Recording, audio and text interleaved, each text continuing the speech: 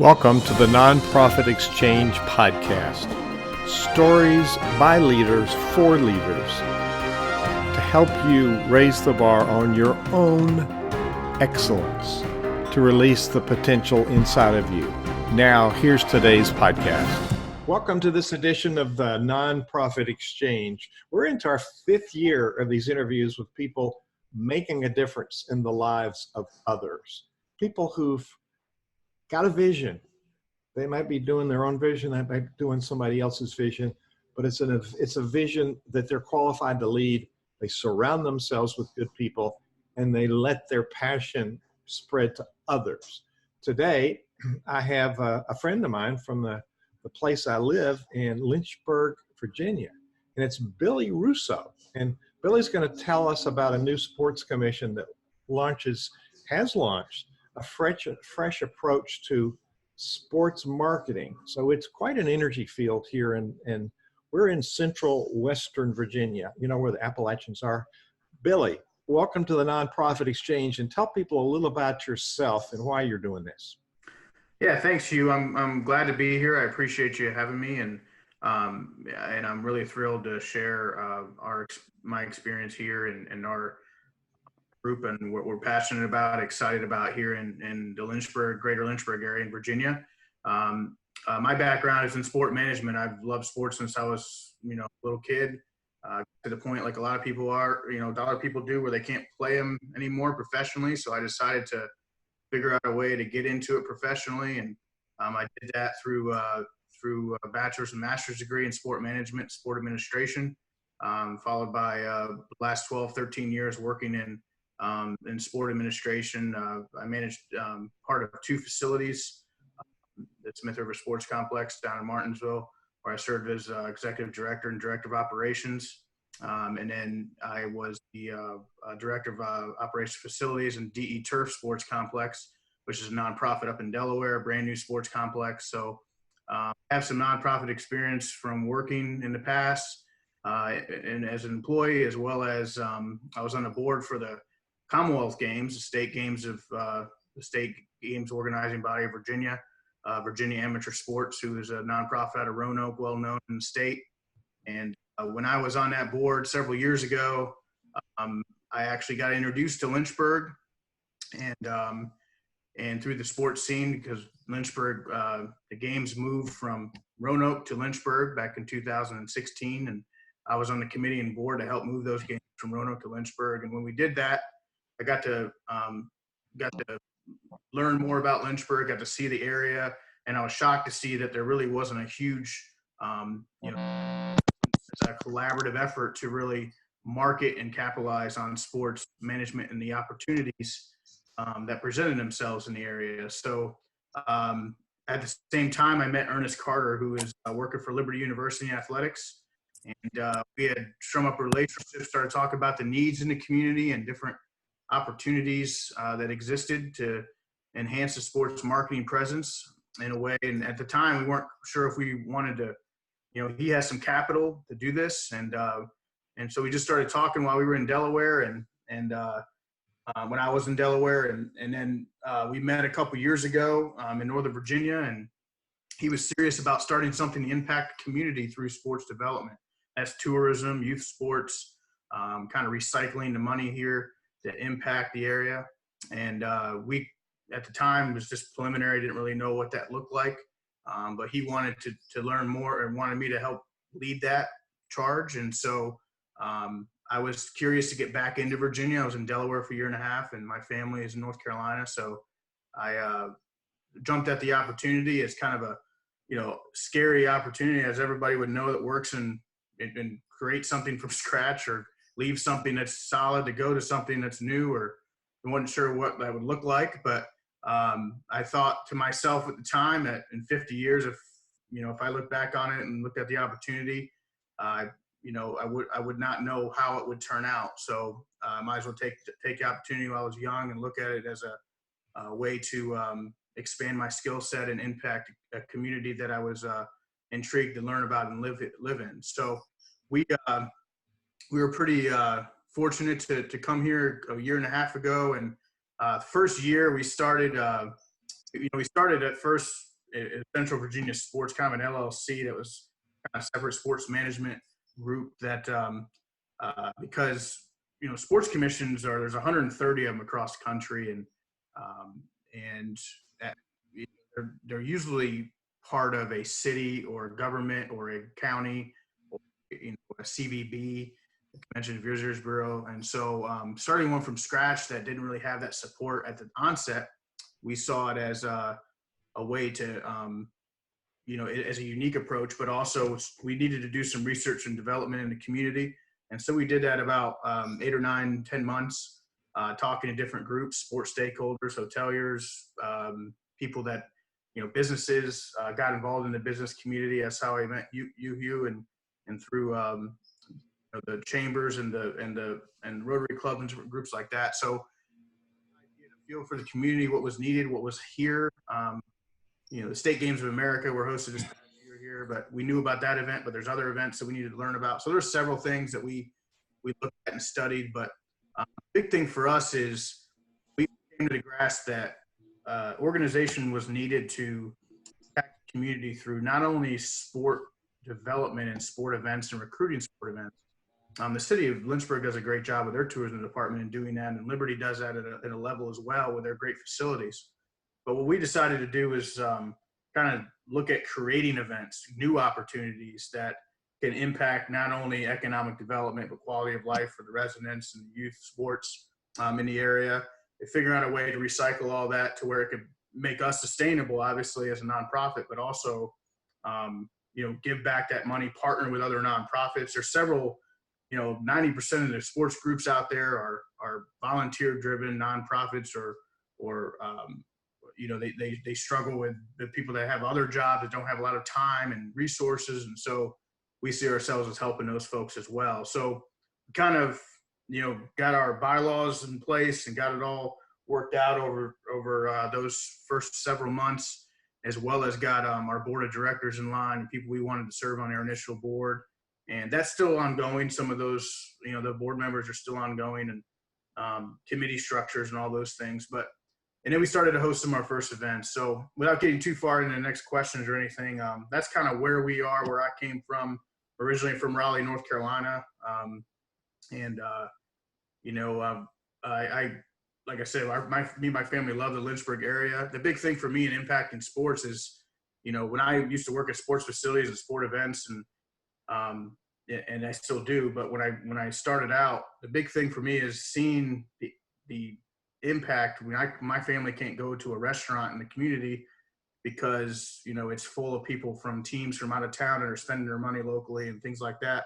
That is a huge that makes all the long hours and weekends and the weeknight works and stuff like that makes it more valuable to me and more of an impact on my life. So, and then the other thing is seeing the young kids play and have an opportunity to play and any way I could do to give back to that in a professional way and is something that's worthwhile to me and drives me every day. So, all those things, and the opportunity to be able to, work in sports, which is I guess there's one of those jobs that you kind of say, you never work a day in your life kind of industries. And I don't want to say it's always like that because I work a lot of long hours, but it's rewarding. And so it's worth it. And it's a neat thing that you go to school for these things and then you be able to impact the community and that you live in.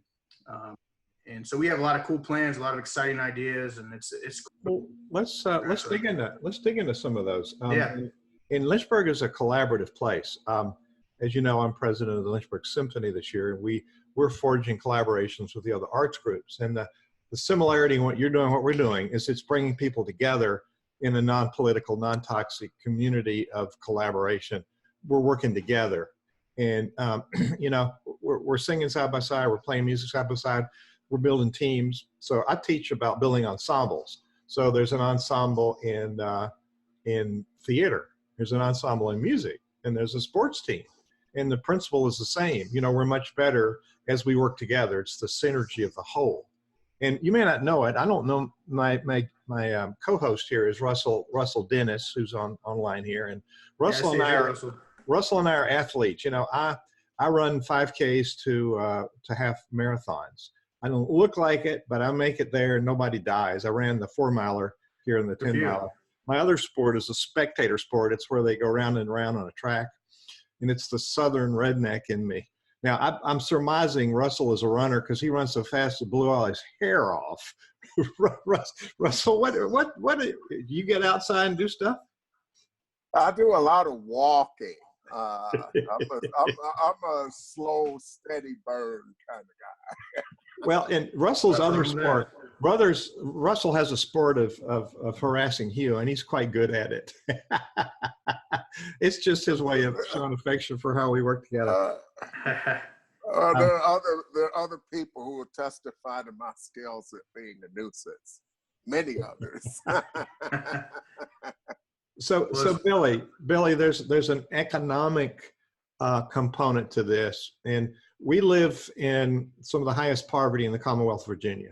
In Lynchburg, it's 24.5%. You know, it fluctuates, and that's some of the highest. And in the 01 zip code where I live, it's 41%. And so part of your work is helping people have access to a whole different standard of community. And, you know, I would think there's a self-esteem piece with it, like people that participate in music. There's also this social piece of it, of how do we come together in community, regardless of class, regardless of pay, regardless of those other dynamics that tend to separate us sometimes. So speak a little bit about some of those other dynamics. Yeah, you know, sports is like music is a common language. It's you know, it's there's when like Olympics, for example. I mean, there's not many ways that we could get with Korea and Iran and different countries like that on the highest level of athletics, where you put your political differences aside, you put your socioeconomic differences aside, and you compete and you have fun, and you and from a grassroots level of any kind of community, whether it be whether it be impoverished or not, there's just so many studies out there and prime examples of kids of youth that are impacted tremendously through athletic opportunities in sports, where they have an outlet from everyday issues in their life to where they can go participate in and you know, whether it be getting out of drugs or getting out of, you know, gangs or whatever that is, to that higher level, and to the lower level of having you know, just an opportunity to participate, and also that you can go into the obesity epidemic and all these different things that plague our society, and sports have a big impact on those. The other thing is, when it comes to travel sports and getting into those other levels, and even in the youth, it's recession resistant. When it comes to economic development, it's tourism. Sports tourism has grown consistently. Even in 2008, when we had the economic downturn, it still grew as an industry, because the last thing that parents take out of their budget and their household budget is things for their kids. And you know, it's a industry that continues to grow globally, nationally, regionally. But from our standpoint in the state, I mean, Roanoke has been, you know, they announced VBR Sports a few years ago, an initiative that, you know, they do a great job in Salem, Roanoke, and doing sport. Richmond's been doing it for years. Virginia Beach is building a brand new facility. They've been doing it for years. Sports marketing, great. Hampton Roads, different places around our state. And we sit right here in the middle of the state as a great opportunity for us to capitalize on those issues and capitalize on not just on the economic development part of it, but like I mentioned before, the quality of life, and recycling that money that's brought in from sporting events back into community efforts to help provide opportunities and platforms for these kids to play. And that goes down to facility development, goes down to program development, scholarshiping youth kids into, you know, helping them be able to participate, you know, and overcoming the challenges that they may have. So our organization kind of encapsulates all that as a resource, and so that's kind of where we're at on those issues. So Russell, I don't know what you heard, but when he was talking about how they set this up, they did things that a lot of organizations we've seen don't do. They surveyed what was available. You know, before we launch this, let's see what's already offered. And so you spent 8 or 9 months, you said, prepping, doing your documents, talking to people. building your board, doing your planning for your structure. So um, the amount of effort you did pre-launch really set you up for greater success. Russell, did that alert you to any other questions about how they launched this organization and what they've done well? Well, it's done a lot of things well. I mean, the whole notion of collaboration is something that I think a few people are still struggling with. And sports is a good rallying point because it seems to bring communities together at all sorts of levels, everything from very young up through college and professional athletics. It has grown. In the midst of budget cuts for a lot of schools, there's some things that just stay. And sports is that thing that's that constant. It's that steady thing. It's that thing that seems to bring people together. So I'm kind of curious, were there any real surprises as you were getting plugged into the Lynchburg community? Any pleasant surprises, any unexpected bonuses that you came across as you were putting everything together? Yeah, so I mean, I think there's always been we knew that obviously bidding on the State Games of America, 11,000 athletes they hosted this year in Lynchburg. We knew from a infrastructure standpoint that if they, and I was part of that bid process back then, and the selection of that is it's difficult to select. Don't just select any city. You have to have the right hotels, you got to have the right, restaurants, you got to have the right facilities, all that stuff. And so from that aspect, I mean, I think we the sports stakeholders kind of got it and understood what the opportunities were. I just think that, like in any industry in any city you go to, everybody's doing their own thing, and that's fine because that's their job. I mean, everybody does their own and stays in their lane and kind of, operates on their events and their timetable. And we saw it as more of a collective resource of different sports stakeholders that could kind of, brainstorm together, network together, and kind of we create that platform for that to allow that space. And so we were pleasantly surprised by, I think the support as far as knowing what kind of impact they could have. And everybody, Lynchburg, especially the Business Alliance and the Chamber, and the business community is very good at networking in this area. They have a lot of opportunities. They take advantage of those opportunities. They're very well attended.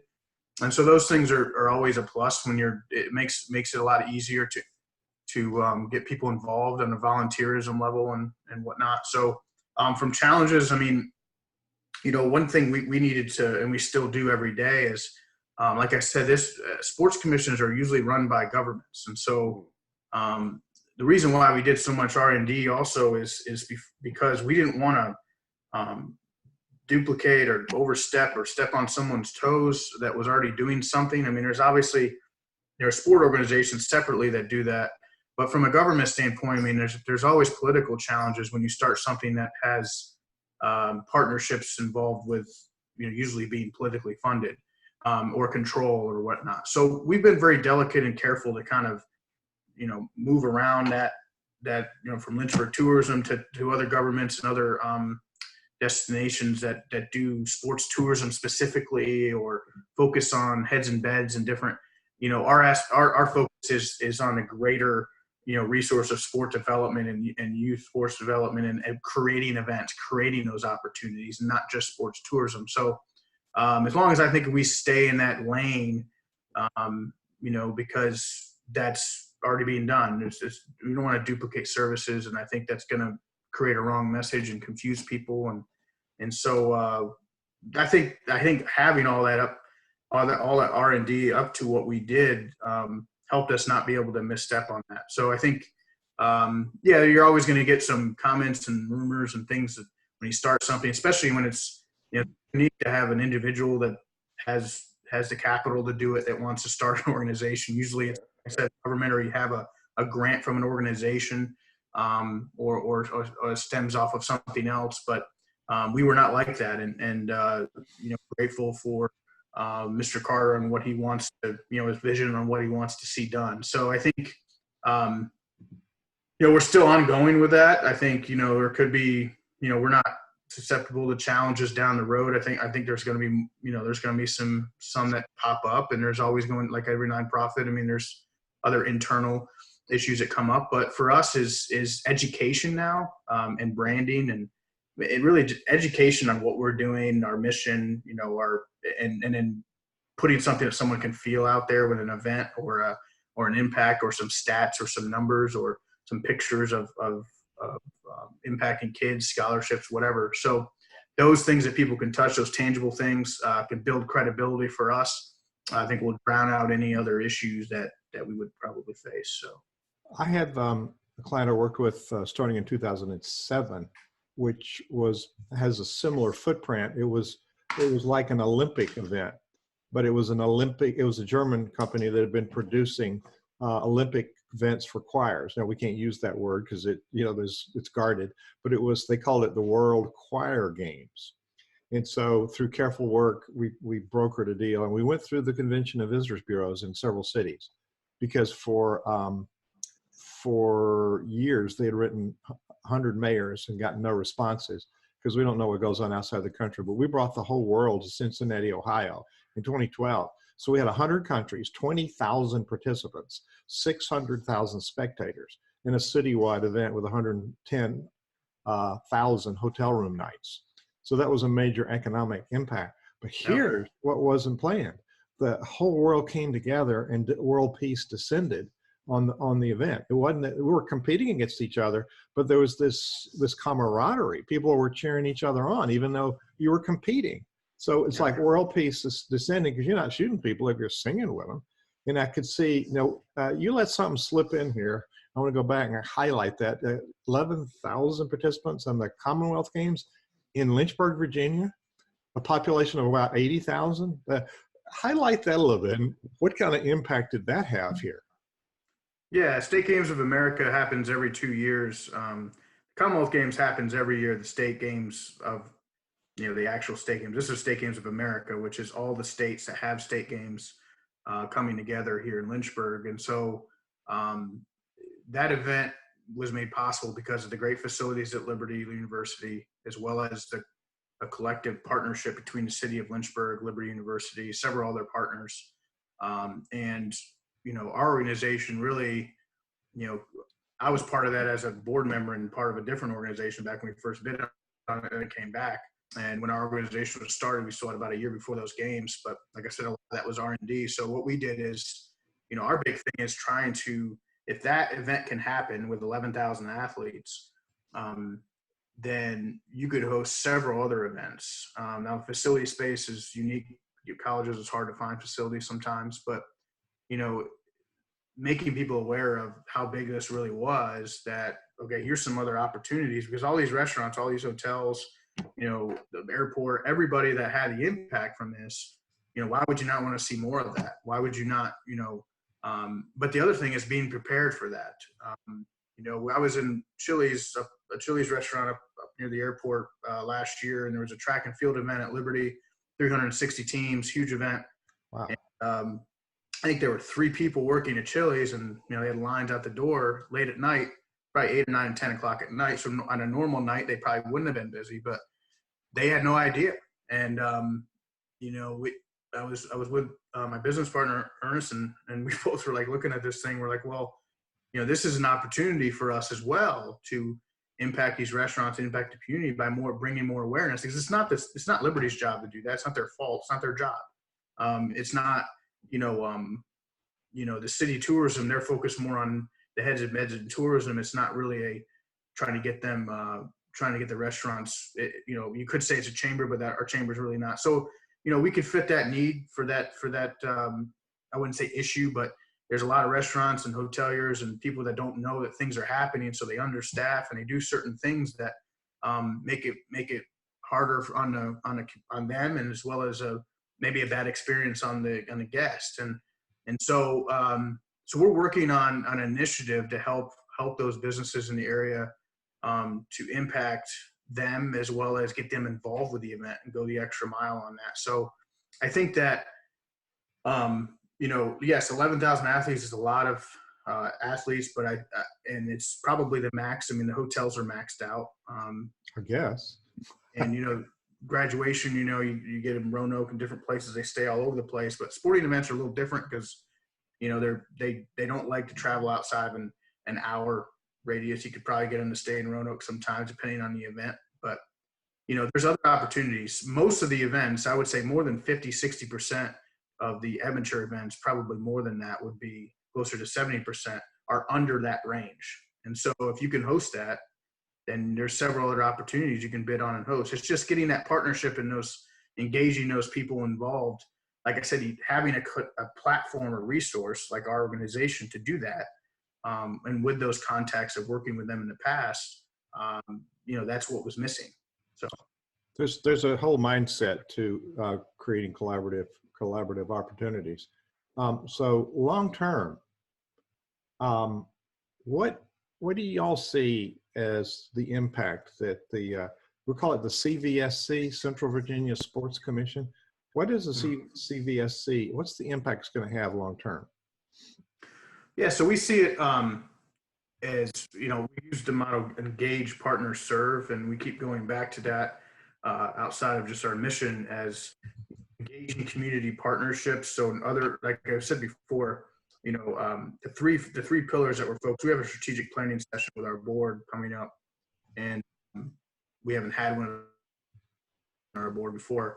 And kind of some, our events and our things that we're going to focus on in not only 2020 but in the future. And the three things are, creating an impact to our community that folks can get behind. It's not just economic impact, quality of life. It's hard for folks to really, especially a nonprofit, to look at, okay, well, what is that really? I mean, it's, you take that money and it's going back into the tax base, but not pulling a political term, but taxes aren't usually spent on things that people intend them to be spent on.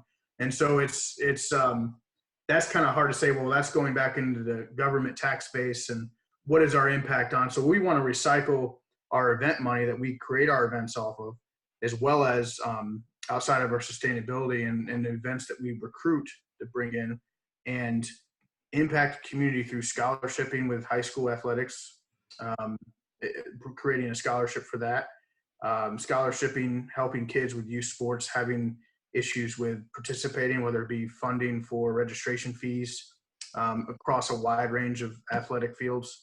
But the other issue is what we just mentioned about like more of a sport ambassador program to the community businesses, to where we bring awareness to when there's all sorts of athletic events happening here that people may not know about, and bringing awareness to them.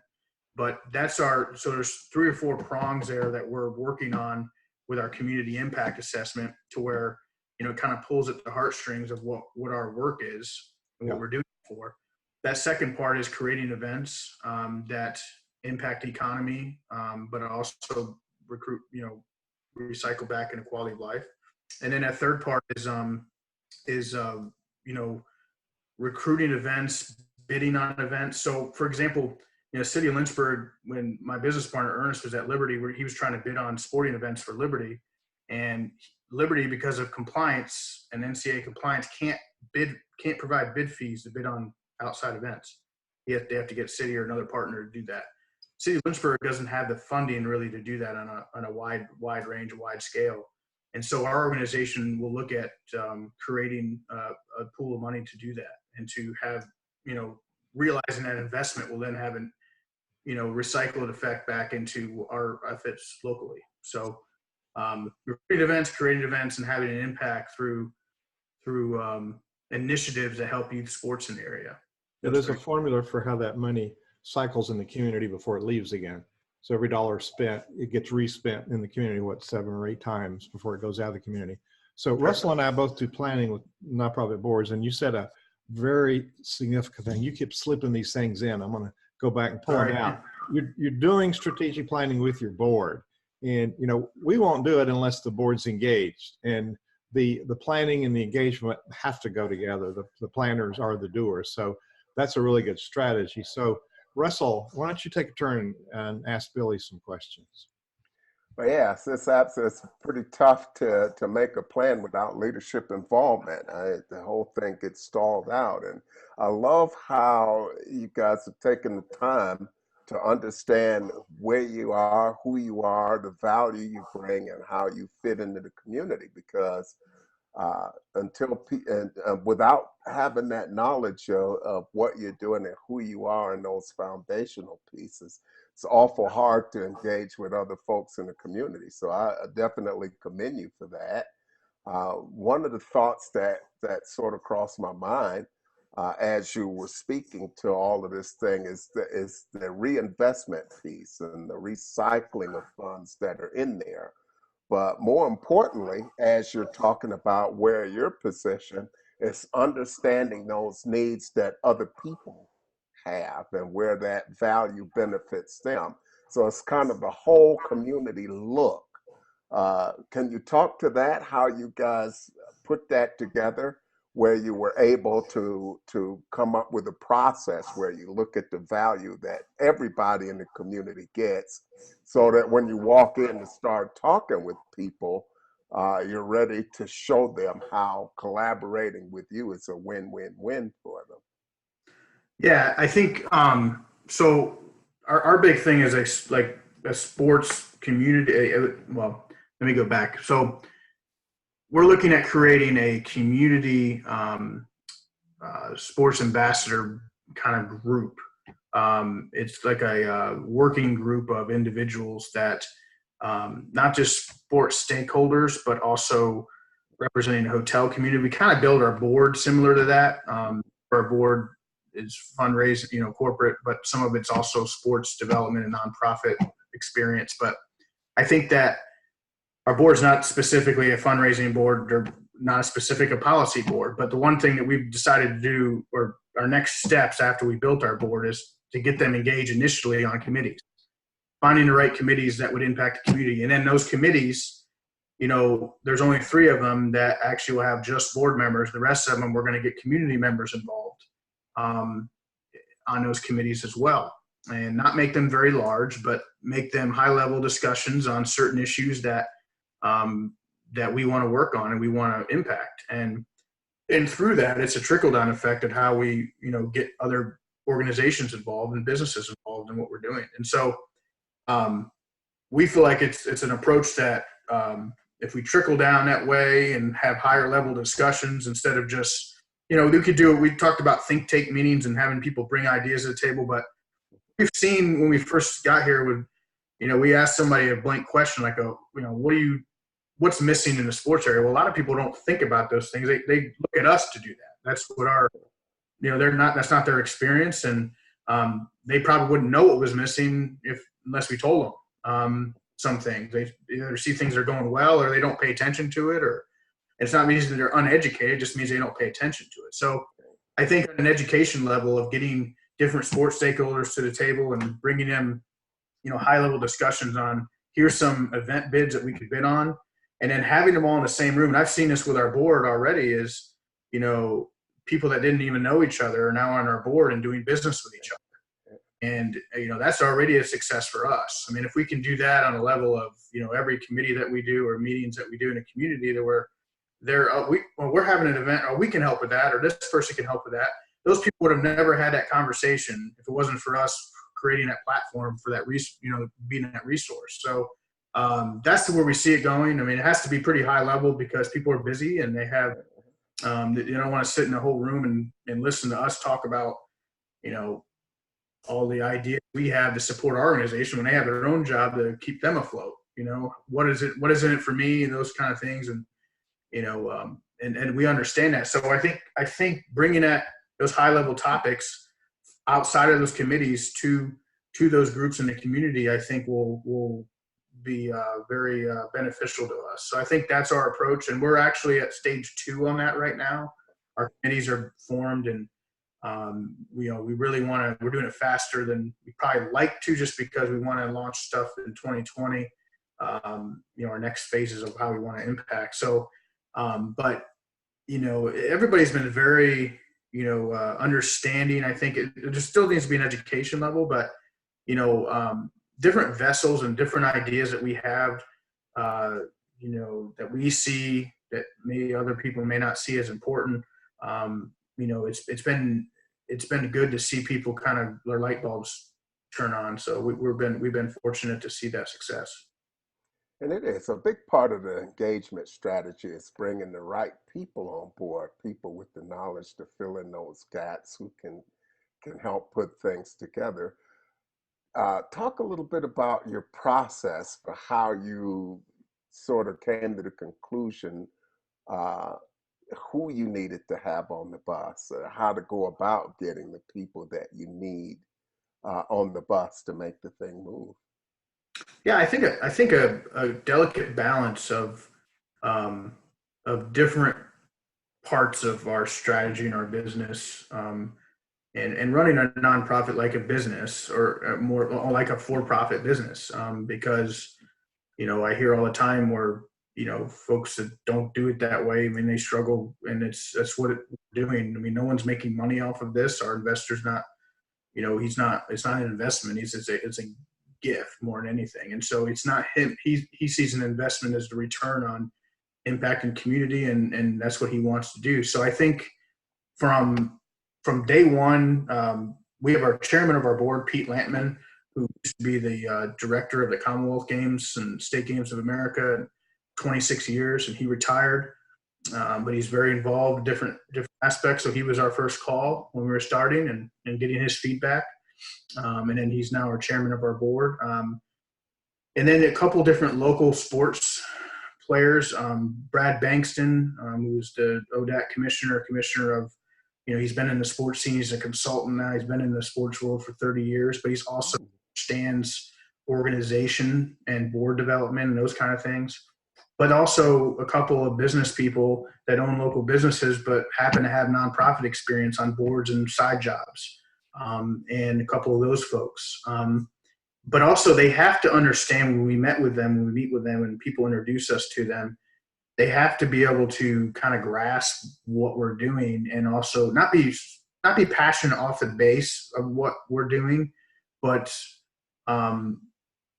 intrigued, understand, read, be interested in it, and show interest from their level, not just us asking them. So I think, for the most part, that's what we've gotten. And we still have, I think our board's set up for 25 people. We don't know if we'll be at that level right out the gate. We have 13 members now. And I think that that we're always looking for new members. It just depends on what they fit. Maybe they just fit a community committee or something. So, but finding that delicate balance. I mean, and then there are a couple of people on our board are more fundraising driven, where they want to help create fundraisers for us and help, fund development and help fund what we're doing. So I think, there's a delicate balance. It's not a fundraising board, like I said before. It's not a policy driven board. It's a board that we want to get more involved. We have quarterly meetings, and we have an executive committee that we set up with 6 individuals that meet monthly. And but our committee meetings, we want to be at least bi-monthly. So those people that meet quarterly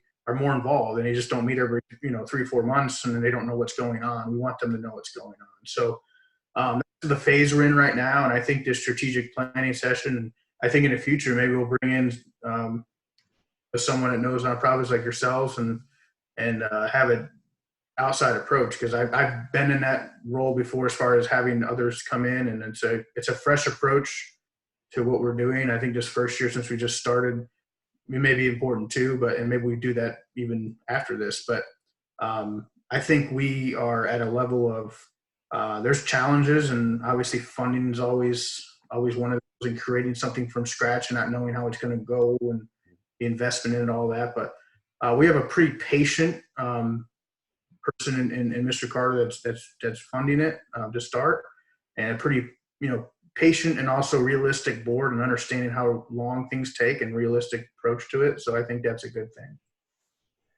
That's the key to good engagement is just having the people work where they're best at to make maximum use of their superpowers and where they want to be. That's really critical. Yeah. So with what you're doing, there's a lot of growth that's going to come about. I can see this. As you go into your strategic planning process, what's the one overarching thing that you would say is probably most important for you to accomplish with that process right now? And I know that that's organic. It's probably going to shift a little, but what do you see that as being at this point in time? Yeah, I think it's probably one word or two words: building credibility. And you can sit there all day. I mean, I think there's some people on our board that are like, well, we need to make money, we need to sustain ourselves, and no doubt we do. And financials are always a part of that. But what are the little baby steps and the things, the bigger steps and the baby steps that get you there? And that's kind of what the plan's circled around. I want, how is this going to sustain itself? How are we going to? But what the bigger picture is, and looking at doing that, going back to community impact and the credibility of, as a nonprofit, we have to always return to our mission, always return to, folks are intrigued by us. People are intrigued by us by the words we put on our paper or the things we develop based on our bylaws and the needs and the opportunities and uniqueness to what we're doing. Well, how do you put those actions out there? And like I said before, tangible events, things that, we're working with the Hillcats, their all-star game, Lynchburg Hillcats local minor league team, 2020 all-star game that opportunity came quicker than we thought it was going to for us as far as being involved with something, but it would have went to Myrtle Beach if we didn't step up. And so we stepped up to the plate to help with them with that. It's a revenue opportunity as well as an investment opportunity for the commission and part of our mission. And so we're pretty excited to be a part of that this year. And that's one event that, we can hang our hat on as building credibility. And there's other events that we'll create and be a part of. And so those are opportunities that we want to look at and not lose fact of the little baby steps it takes to get to our ultimate goals. And so I think the credibility and being being recognized as a resource connector and that education level, those are some things that we look at. This process is going to be we need our board to be in, they need to give us input and feedback. That's what they're there for. These committees as well, the community, get it back from the community, and then go out in the community and do it. So Billy, from your seat, what are some leadership challenges you faced? Which ones did you do well? Which ones would you rather have done differently? And then what's the leadership challenge you face going forward? And we got about 5 minutes here. Yeah, so it's I'm used to working with a staff of 4, 5, 7 people or more, and I'm just me.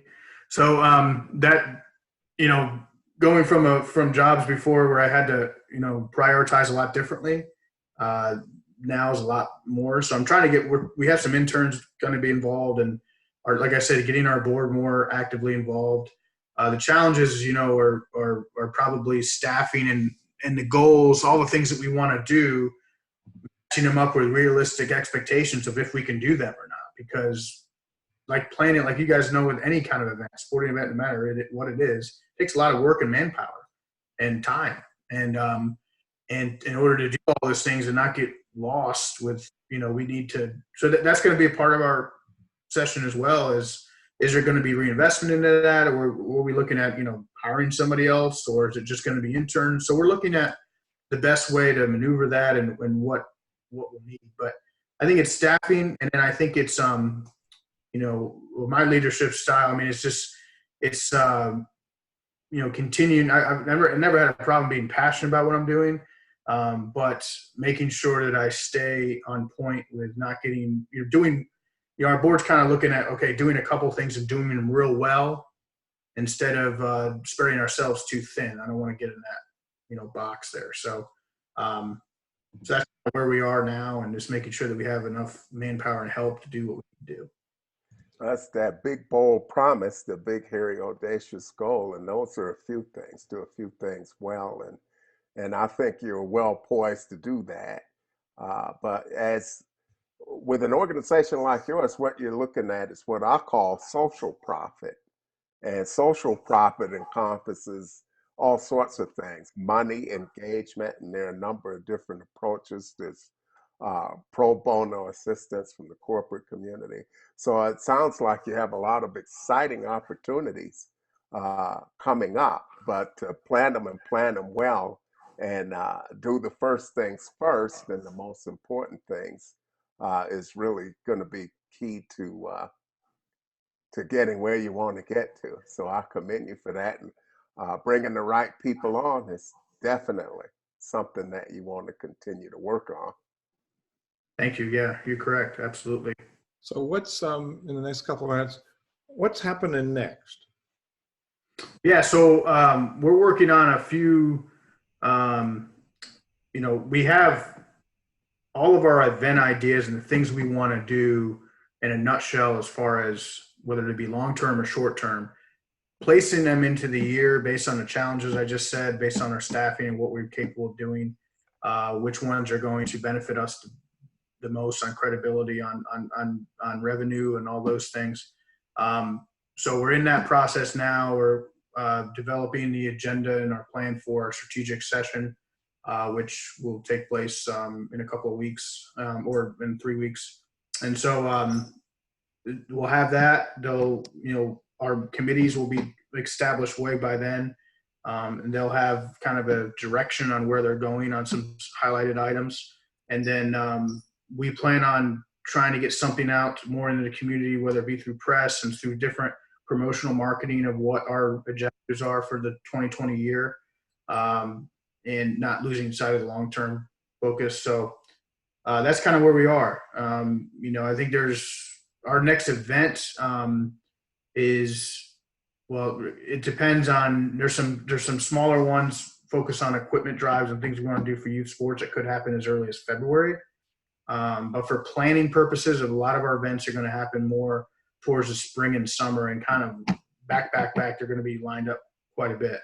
And that's just because they take a long time to plan. So those have to go well because they do take so long. And as far as fundraising, a lot of that fundraising is going to be based on, that marketing of what our impact is and tangible assets for people to touch, events to touch, and things that we're doing. And then getting governments involved in the future maybe is a possibility. But for now, it's we're kind of on our own on that. So I think it's focusing on, like we just said before, doing a few things and doing them really well so that we can, start moving the needle of what we need to do. There's probably some collaborations that we could forge where we could learn about collaborations from each other, even though the arts community is a distinctly different demographic, different kind of profile. There are some similar things that well, the app you showed me the other day, I have that on our list of stuff that we want to talk about on how we get involved in that. So yeah, any ideas that we can share, absolutely. That brings us to our sponsor moment. That's the Easy Card that I showed you. Our sponsor that lets us do these things and push them out there so there's no cost for people is Easy Card. And it is like the letter and the E and the letter Z. It's a card, it's a virtual card. It's more than a virtual card. It's a marketing platform. It's a recruiting platform. It's a collaborative platform where all of your supporters can have the Lynchburg Symphony in your hand, or the Central Virginian Sports Commission in your hand. So they know what's going on. And they, most of us do a lot on our phone anymore. And, even old guys do that too, like Russ and Hugh. We do a lot of stuff on the phone. So easycard.com. So if you want the CenterVision Easy Card, send a text to 64600. Get out your text program in your smartphone, any kind of smartphone, and then put the number 64600 in there. And then where the message is, put LDR. It's abbreviation for leader, LDR to 64600. You'll get a text back, and it says, welcome to CenterVision Leadership Foundation's Easy Card. And there's a hot link you push, and then it opens a web-based virtual card for your organization. And though it's easy as that, you're talking in front of a group, and you've seen me do this, Billy, text this number. Then everybody has your information. Well, guess what? You have everybody's information as well. And so you can push stuff out by text to them, or you can send another text and say, hey, give us your email so we can keep you appraised of what's coming next and what we have, so you don't miss a single opportunity. So in a few weeks, we got 150 people into the Lynchburg Symphony app. We call it an app. It's sort of like an app, but you don't download it.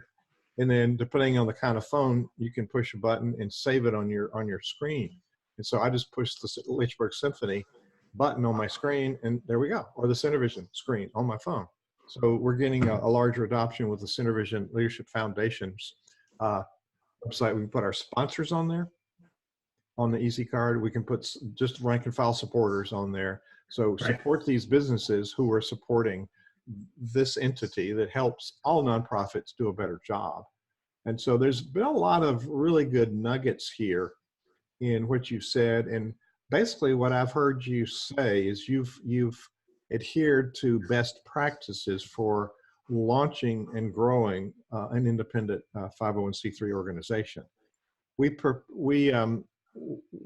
kind of, this is the nonprofit exchange, but we also realize that the word nonprofit inherently is a lie, and it forces us into scarcity thinking when there's really abundance when you put some energy into what you're doing and invite others to support that. And it's a for-purpose organization. And certainly we have learned that about Central Virginia Sports Commission today. So Billy, as we're ending this thoughtful, informative interview, thank you for being here. What kind of advice or thought or tip would you like to leave people, either people who are thinking about setting up a new entity? That yours is a pretty big deal, but sometimes people start with a smaller entity, maybe feeding people or clothing people or housing people or helping with literacy. There's lots of different cause-based charities. So in thinking through how to either start one or how to, maybe I started out of the chute and I didn't do some of those. So I want to go back and think about restarting and do it right. And from, you've highlighted a lot of things, the due diligence, doing the surveys, doing the economic impact surveys, putting people on the board that are very purposeful and having a very clear idea of what they're supposed to do. There's a lot of really good best practices. So as a parting thought for people, what tip or advice or thought would you have for those leaders out there who aren't quite sure of how to proceed? Yeah, I think being efficient, patient, and networking. I mean, I think asking people for help or asking them for their opinion or talking to folks just like I am now. I mean, talking to other folks that have done it before or do it currently, or know that you're not alone. Partnering with, the word partner, we keep using it. It's the reason why it's in our slogan, and engagement and serving. Those partnering folks can impact not only yourself, but them as well as others that see you, and it's just a contagious effect. But finding ways to have leverage with other organizations and build those partnerships, I think is huge. And so not being afraid to ask other folks and be involved with organizations that do a well job at networking. And you never know what you're going to learn. I always tell myself I learn something new every day, and that's very important.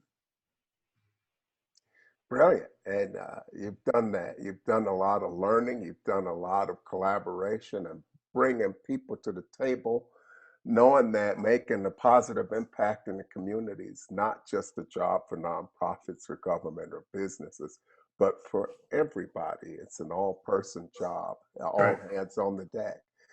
Thank you very much, Billy, for this insightful interview. Keep doing what you're doing. You're doing all of the right things. Thank you, Russell. It was very nice to meet you. And yes, it's very nice to meet you. Forward to meeting you face to face and sure. and learning more about what you're doing and supporting that, because as an old friend of mine likes to say, none of us is as smart as all of us. So that's why we bring everybody to the table.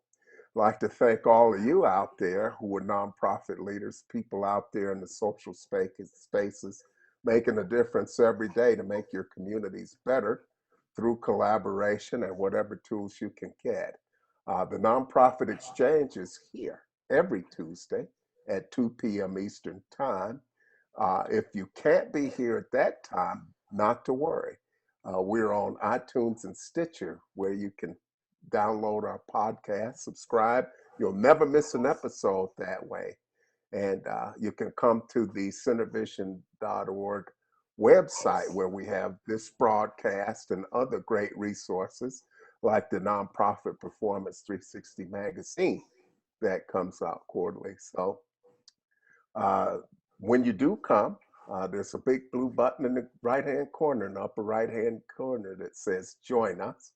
You can join from the Easy Card app too. So we look forward to seeing you next Tuesday when we have another edition of the Nonprofit Exchange. Until then, thank you for all that you do. Keep on making a difference, and we shall see you next week at this same time.